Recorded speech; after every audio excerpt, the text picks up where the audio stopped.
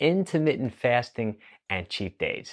If you've been intermittent fasting, say every single day, say you're following a time restricted eating protocol, say 16-8, where you're fasting 16 hours, taking all your calories in for 8 hours, been doing great, then all of a sudden your weight loss stops.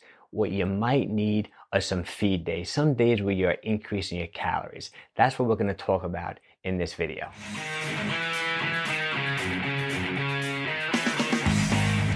Hello everybody, my name is Mike Cola and I've been a fitness trainer and gym owner for over 25 years. And if this is your first time here and you really want to improve your fitness, health, and nutrition along with me, hit that subscribe button along with the bell indicator so you never miss one of my videos. Okay, let's get right on topic. Let's talk about intermittent fasting and cheat days. Let me first explain to you why I think it's important to maybe have a cheat day when you're intermittent fasting, say every day. Let's say you're doing that 16-day protocol where you're fasting for 16 hours and you're taking in all your calories within an 8-hour eating window. Or let's say you're doing a 1 meal a day, an OMAD diet, where you're only eating 1 meal a day every single day. You know, most people, when they follow these protocols, they're pretty much restricting calories. You know, there are benefits to intermittent fasting and only eating 1 meal a day. There are hormonal benefits where you don't necessarily have to reduce your calories. But I would say like 70, 80, 90% of the people who do intermittent fasting do restrict calories, okay? Now, the negative side of restricting calories long term is that your metabolism is going to slow down. It's called metabolic adaptation. If you keep on restricting calories, say 5, 6, 7 weeks, your metabolism is going to adapt, you become more efficient, and it's actually going to slow down. So if you've been following intermittent fasting and you started losing weight, but now you've hit a weight loss plateau, this is when you may want to start experimenting with either feed days or some people like to call them cheat days. But in my opinion, there's a right way and a wrong way of doing it, okay? The right way of having a feed day is to increase your calories. I probably would increase my carbohydrates, okay? But I wouldn't mix my carbohydrates with fats, okay? The reason is that when you eat carbohydrates, out of fats, proteins, and carbs, carbohydrates will probably elicit the greatest insulin spike. So insulin, as you know, is that storage hormone.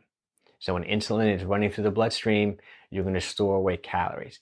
So if you're eating, say, a lot of, say, high glycemic, sugary type carbohydrates on a feed day, but at the same time, you're taking a lot of fats, I don't think that's a good thing because you could potentially store those fat calories away as fat. So on a feed day, this is how I would do it.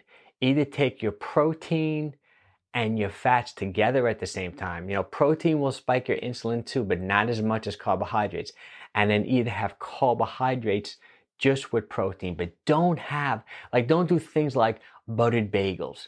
Don't do things like, you know, rice when there's maybe like a paella where there's a lot of oil, say, in rice. Okay, like don't have pasta with a garlic and oil type sauce because you don't want that, you know, that insulin spike along with the fat to store the calories away.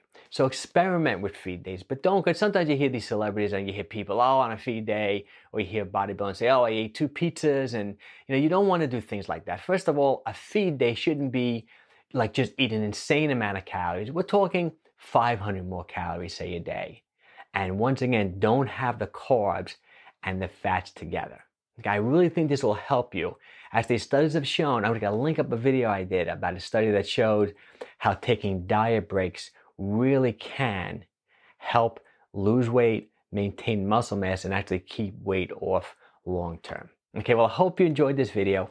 If you did like the video, make sure you give me a thumbs up. And remember, if you really want to improve your fitness, health, and nutrition along with me, hit the subscribe button. You know, I put these videos out every single week. And also, if you've been intermittent fasting and say you hit a plateau, you've been like eating 1 meal a day and just can't lose weight anymore, you know, leave a comment, you know, experiment with you know, a cheat day or feed day and let me know how you make out. And if you need any help, I'll help you any way I can. Okay, take care everyone and have a wonderful day.